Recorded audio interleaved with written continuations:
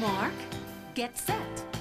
We're riding on the internet, cyberspace set free. Hello, virtual reality. Interactive appetite, searching for a website, a window to the world, got to get online. Take a spin, now you're in with the techno set. You're going surfing on the internet.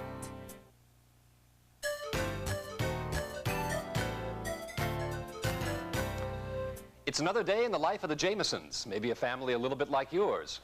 Except it's not really just another day. Today's the day I'm taking my family surfing around the world on the internet. Why, we'll see dinosaurs, order baseball tickets, even plan our family's vacation to Disney World. It's cool. Dad's finally installed the internet on our home computer. Now I can surf the net anytime I want, not just during my 1-hour computer class at school. Take a spin, now you're in with the techno set. You're going surfing on the internet. Hi there, and welcome to our home as we share with you the basics of the internet so that your family can take advantage of this exciting new world like ours has. You'll learn how the net can entertain you, transport you to far-off locations, help your children with their schoolwork, and make working at home easier. Don't worry, there's cool stuff too. And it's not just for boys either. Why, you can even plan a family adventure on the net. Hey! So join us in the next half hour as we explore the infinite possibilities on the Family Guide to the Internet. We hope you'll enjoy it because we've made this presentation basic and easy to follow with plenty of helpful hints. It's great if you're starting out on the internet, or even just thinking about installing it on your computer.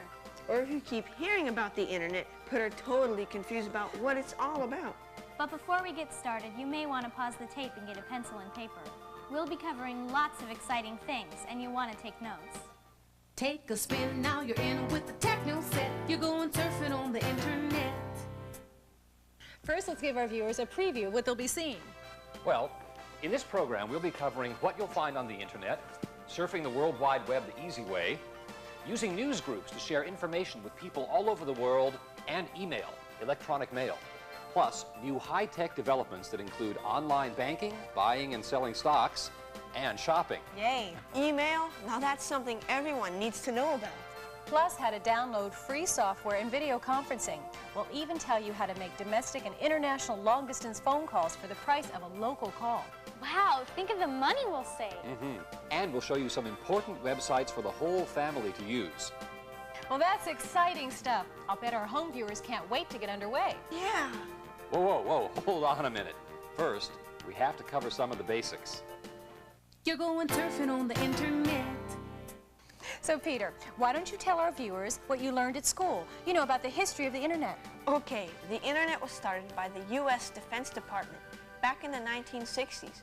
For years, the main users of the internet were government agencies, universities, folks like that. The internet was actually set up as a communication system between defense agencies, scientists, and government contractors. That was way back when computers filled whole rooms and the general public knew very little about them. Yeah, that's true. I still remember when they introduced those little punch cards to register for classes at college. Exactly, Dad. And way back in those days, the internet was designed as a non-centralized system for security reasons. And this decentralization is what gives the net its unique, democratic operating approach, even today. Then, as the public became more knowledgeable about the internet, the government relinquished its control and the internet became privatized. And that's where the excitement began, for all of us. Okay, so if no one owns the internet, who runs it?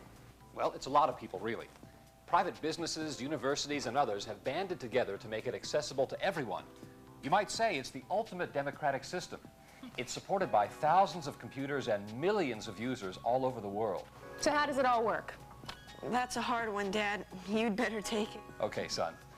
Without getting too technical, the internet operates through a series of what are called protocols or languages that computers use to talk with each other. The protocol used is called TCP/IP, with Unix as the programming language. Dad, I'm still confused. Well, honey, TCP is the name of a language, like the language we speak is English. And Unix is the programming language, like the alphabet makes up words in English. Now I get it. Thank goodness you don't need to know all of this techno-speak to get on the internet. It's all been done for you through a new series of user-friendly programs. Phew.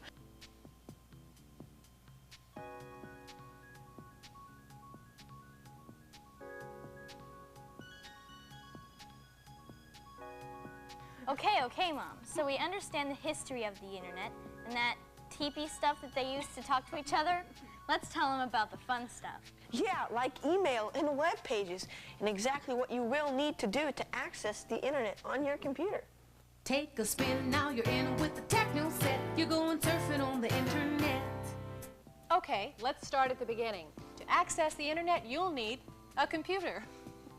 Our family bought a computer, but that doesn't mean that you need to own one. You're right. You can jump on the net from a variety of locations, like libraries, universities, a computer at work, even TV at home via the new web TV system. Just look and you can probably find a resource nearby. But if you're planning to install the net on your own computer, there are certain basics that you'll need. The most important is that you need to have 8 megs of RAM memory as an absolute minimum. 16 megs or more are preferred because the system will run faster. RAM memory is like your computer's brain. It needs to be big enough to handle all of the information you can access through the internet. And you need a modem to transfer that data from the information provider. The modem links you to the outside world through your telephone line. It's really useful to have a 28.8 modem or faster, particularly if you'll be transferring graphic files. Otherwise, you'll find yourself doing the old hurry up and wait while the files are being transferred. You're going surfing on the internet. So, what's next for our viewers? I mean, after they've gone to the computer store to get the right equipment. Now you'll need to install the software and connect up your modem. Depending on the internet vendor you've selected, you'll have a different set of steps to go through to finally get the program installed. Today they've automated the installation process, but it can still take some patience. So, first off, you need to get an internet service provider or ISP. An internet service provider? What's that? That's the company that connects you to the internet through special super high-speed lines. And there are a couple of ways to choose a service that connects you to the internet. That's right. There are online service companies and there are ISPs that provide direct service to the internet. So what's the difference between them? Well, online service companies provide content of their own and they give you more help in navigating around the net. Direct internet service providers or ISPs are for those who prefer to do things on their own. They link you directly to the internet, but navigating around can be a little bit more experimental. So America Online and CompuServe online companies, and the AT&T, MCI, and Netcom services would be ISPs, right? Right. So let's review. There are 2 ways to get on the internet, either through online service companies or internet service providers, ISPs. Very good. You know, but either way, you'll still need to install your internet software. And which installation approach you use will depend on whether you're using an online service company or a direct ISP. If you're using an online service company, you'll be provided an installation disk to get you online. And the discs are free. You just call them to get yours. The disk will lead you through a series of screens for the installation of the software. You might also need to make some refinements in your modem settings. They'll give you on-screen commands that will ask you to type in your name, address, and credit card information so you can be billed your monthly service charges.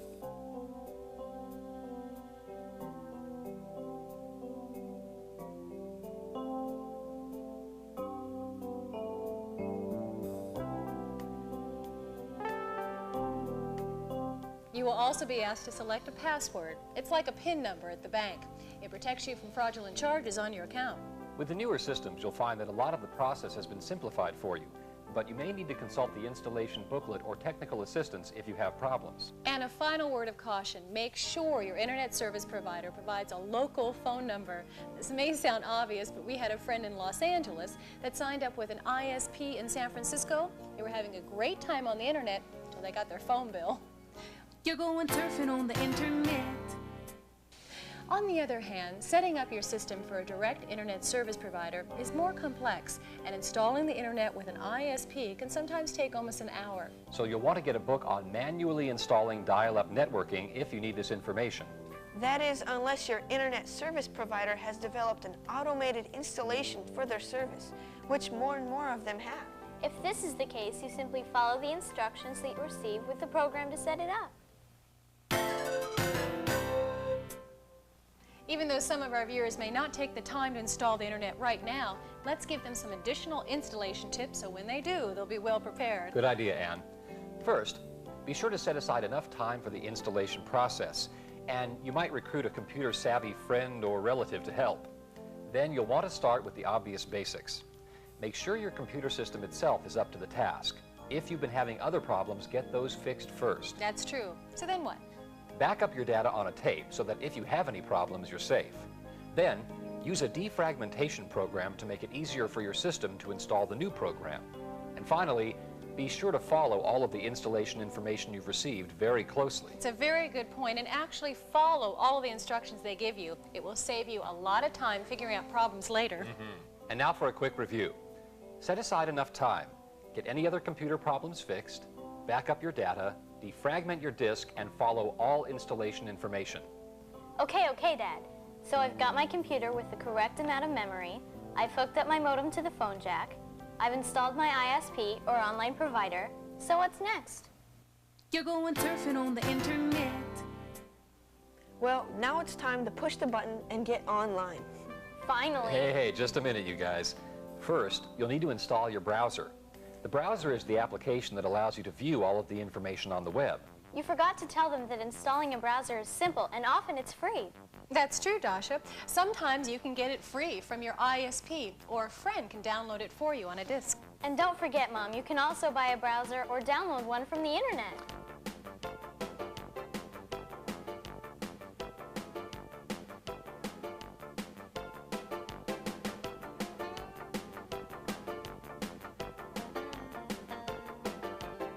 You guys are jumping way ahead of yourselves.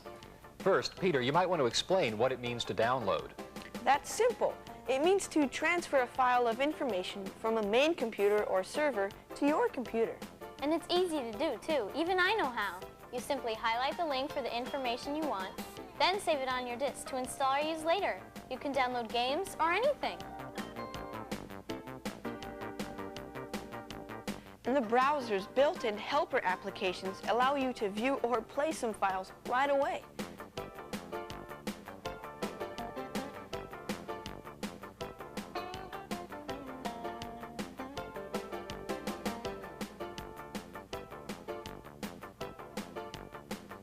So to download a browser, you'll want to download it to your location on a hard drive, typically your temp directory, so you can install it. You're going surfing on the internet. Now you need to connect to your ISP. You click on the icon and then choose Connect. You can hear it dialing. Sounds weird, huh? Now it's verifying our secret password. And now we're online, finally. So Peter, minimize that window so we can get it out of our way. Now that we're online, we need to learn about search engines so that we can find the information we need. A search engine is an application that does exactly what its name says it will do. It searches for information on the net. And you can easily access a search engine from your browser. There are hundreds of specialized search engines to choose from. However, the most popular ones automatically appear after you select Search the Net from your browser menu. Then you choose the search engine, like Yahoo or Alta Vista, and the words for your topic you want to search for, so that the search engine can search the net for the websites containing information on that topic. So let's say that I wanted to get information about surfing in Hawaii. I just type in Hawaii and surfing, and cowabunga, up comes a list of all sorts of places that contain information I want. And guess what I'm doing when I'm going through all this information? I know, you're surfing the net. Oh, so that's what surfing the net means. Now let's take a look at how to open web pages directly. That is, if we already know their addresses. First, we type http:// Then you usually type in www. That stands for World Wide Web. And then put in the address you're looking for. For example, in this case, we'll type in Netscape, and then finally .com, which designates that the address is a commercial organization. Once we get to the Netscape site, there's a lot of useful information there, like the What's New and What's Cool listings that show us the newest sites on the net. And your friends may tell you about particular websites as you become more internet savvy. You'll notice web addresses everywhere: television, magazines, newspapers. Oh, it appears we have a few possibilities here. Okay, now let's use a search engine to get on a real net project. Okay, let's say Peter needs some help with his homework. How about that report you're supposed to do on the history of the United Nations? Well, I can take it from here, Dad. First, I type in the search keywords, as they're called. Then I press the button, And whoosh, I've got tons of resources from all over the world.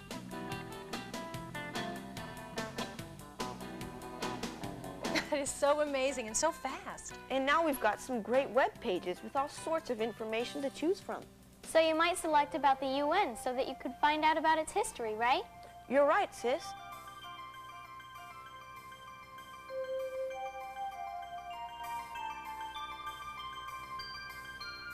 And I can't think of a better example than that to illustrate the power of the internet in helping our children with their schoolwork. Doing schoolwork is fun now. Me too. I surf all over the net, getting information for my homework assignments. You're going surfing on the internet. So where should we go from here? Why don't we show our viewers some of the places they can go just by surfing the net? Sounds great. Let's say you're looking for a review of computer CDs. Here's a giant selection to choose from, and it's constantly being updated.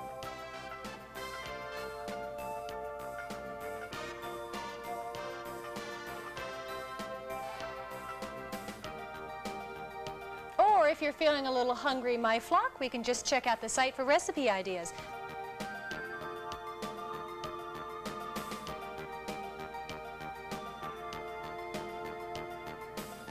There's lots of others too. Oh, I have a better idea. Honey, why don't you take us out to a restaurant and I'll check the restaurant search before we go.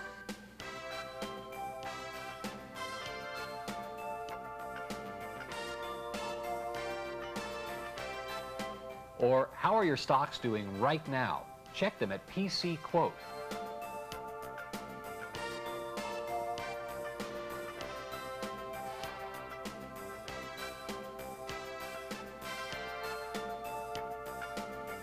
No stocks because you've got no job? Try searching America's Job Bank and other employment resources.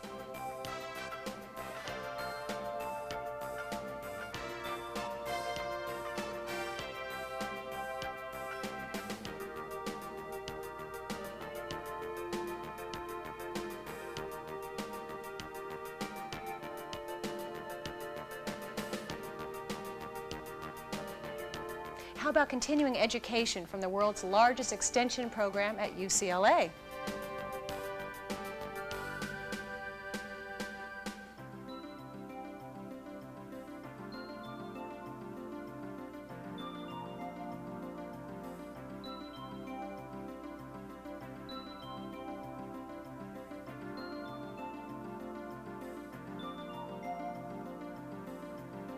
Need a package shipped in a hurry?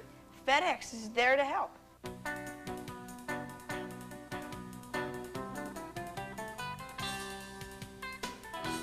How about a little online shopping, Anne? Oh, shopping sounds good. I can never pass up a bargain. And it's fun for the whole family. Let's try it out.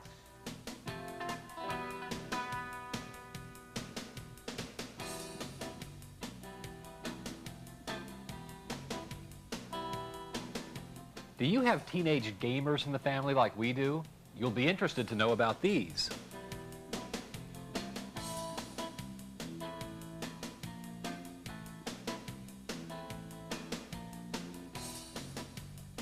Or you can use the Yahoo search engine to find hundreds of games.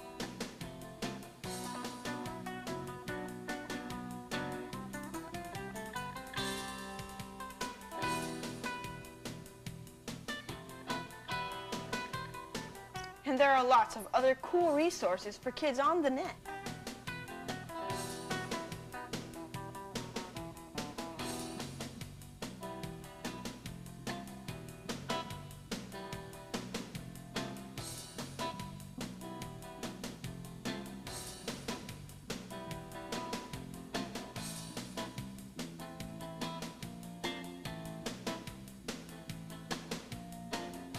And you can access encyclopedias that don't become outdated. And what fun would be life without MTV?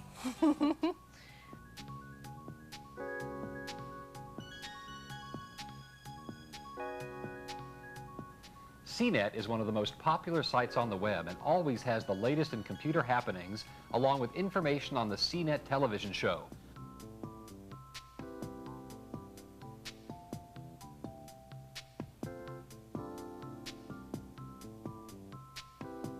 And here's a great find. Real Audio allows you to hear excellent sound quality in real time on the net. You can dial in to a lot of great new music and regular news updates.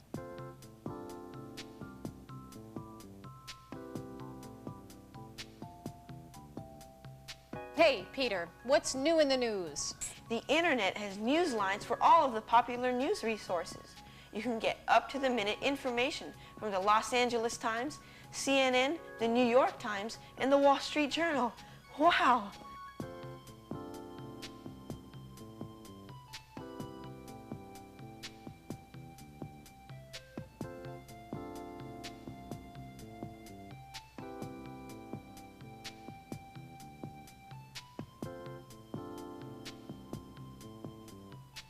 Hey, here's a great one for our next night at the movies. I can search hundreds of movie reviews for free.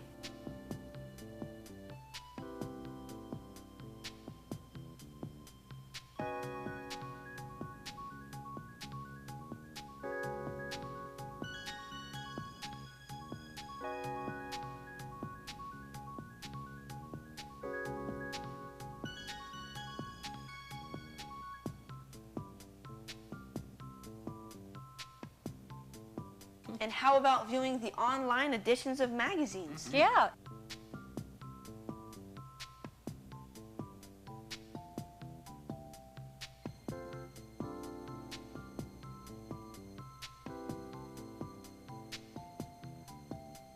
Hey, what about television on the net? There's NBC and other network links. They have contests and a viewers club.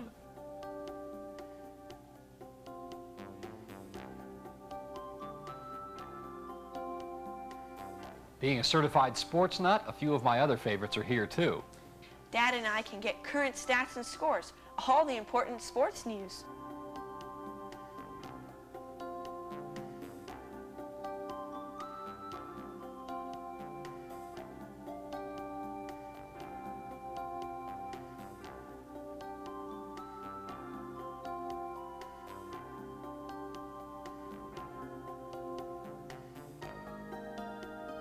Now, how about we take the family out to a concert? We can buy the tickets online. Okay.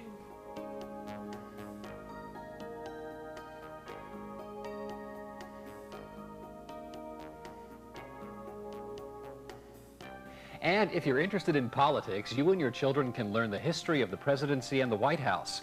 You can even write the prez directly. There's even a special White House tour for kids. You can learn about the legislative process and how to contact your legislators.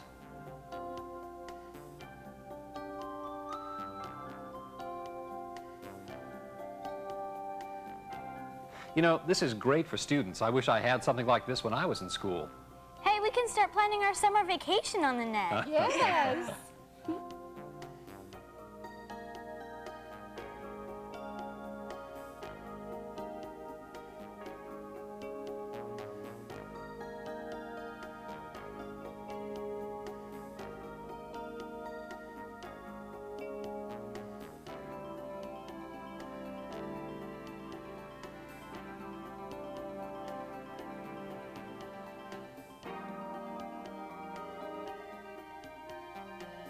Wow, what a blast. The internet has everything. There's so much to learn.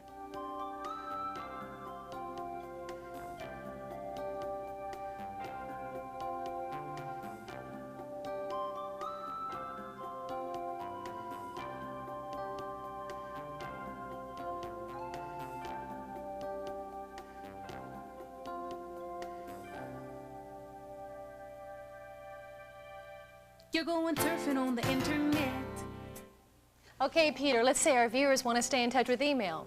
You know, email is still the #1 use of the internet, Mom. But first we'll have to make sure the basics are set up. You can download an email program from an FTP site or set up the email program provided with your online software. It's really easy to use. Once installed, you follow some of the same steps used to get on the internet. First, we're going to need to connect to our ISP. Remember that one? Our internet service provider.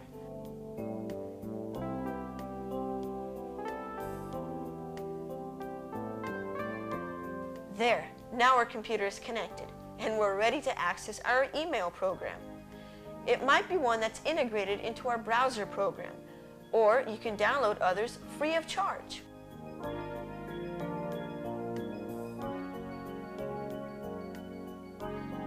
Email is a great way to stay in touch with business clients, friends, and family.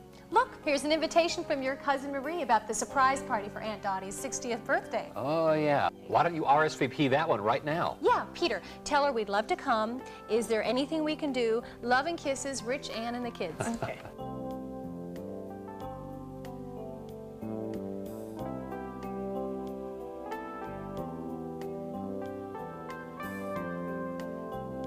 Email is very cool. I email my best friend Janet all the time. Mom says it's better than hanging out with her on the phone for hours. You're going surfing on the internet. Check these out. They're great internet programs that allow you to talk long distance anywhere in the world for just the price of a local call.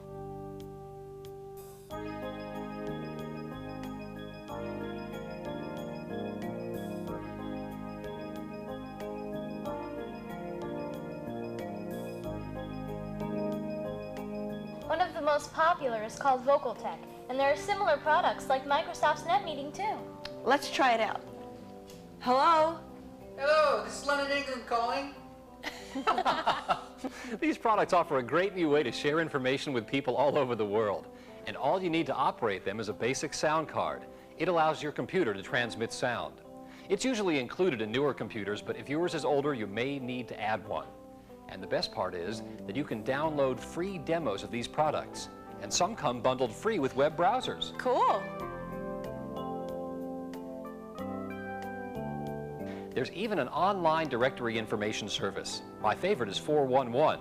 You can look up the email addresses of your friends, business addresses, phone numbers, even celebrities. Oh, that sounds like fun.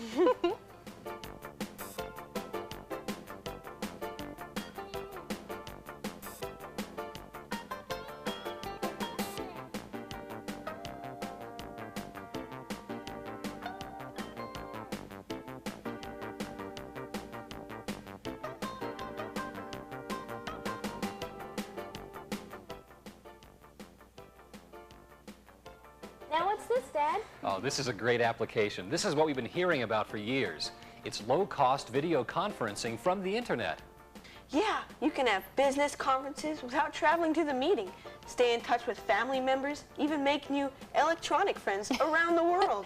Wait, and you say it's low cost. I heard video conferencing can cost $5,000 or more. That's the best part about this application. You can get this whole system with the Connectix camera and their video phone software for only about $250. Or you can download the popular See You, See Me software for free.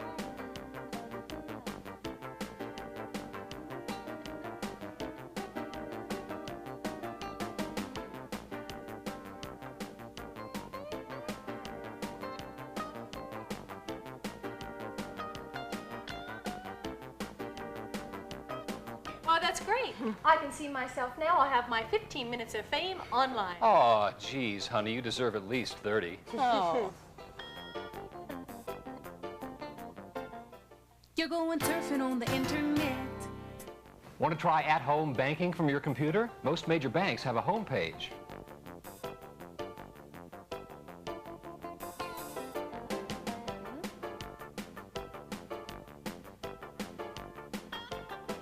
You can get account information, pay bills, even apply for a loan in the comfort of your own home. That's what I like, easy money. Well, it certainly makes handling your money easier, son. That's the trend, you know. The internet has moved from information to interaction. I like that, information interaction. I have to write that one down.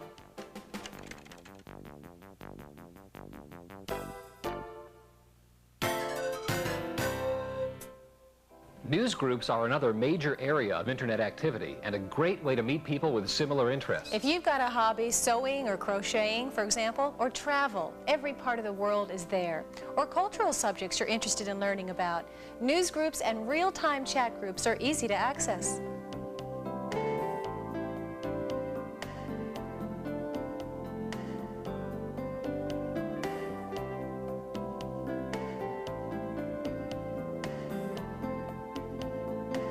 You're going surfing on the internet. Now, we all want the Jamesons to be good netizens, don't we? We sure do. Okay, so let's make sure that our viewers are all aware of some netiquette. You recall Emily Post, don't you? Don't slurp your soup, please and thank you, that sort of thing. Are you kidding? I've got Mrs. Nash in school this year. Well, netiquette is a little bit like that, except it applies to our online manners. So we shouldn't spam anyone. That's sending junk email to lots of people you don't know, right? Right. Hey, you're a quick learner. Otherwise, maybe you'll get flamed. That's when you get nasty mail from others, sometimes anonymous users. And one way to get flamed for sure is to ask a lot of newbie questions without first getting the facts. That's right. Rich, you sound more and more like Joe Friday. Are you becoming a detective? Well, all internet users need to be detectives of sorts to seek out the answers to their questions. And facts, or listings of frequently asked questions, are the right place to look for the information you need. In fact, there are several specific fact news group lists just for new users. Check them out. Here's another hint. Don't type in all caps, you look like you're shouting. And since we're talking about do's and don'ts, let's put in a word here about keeping the net safe for your children. You're going surfing on the internet. I'm especially concerned about some of the sites we hear about in the news, Rich. As well we should be, Anne. There are now several software packages that help parents by restricting the internet news groups and websites that your children are exposed to. It's a little like the V-chip they're putting into TVs. But nothing's perfect, so the best way to avoid problems is to go online with your children yourself, like we do, and monitor just what they're doing.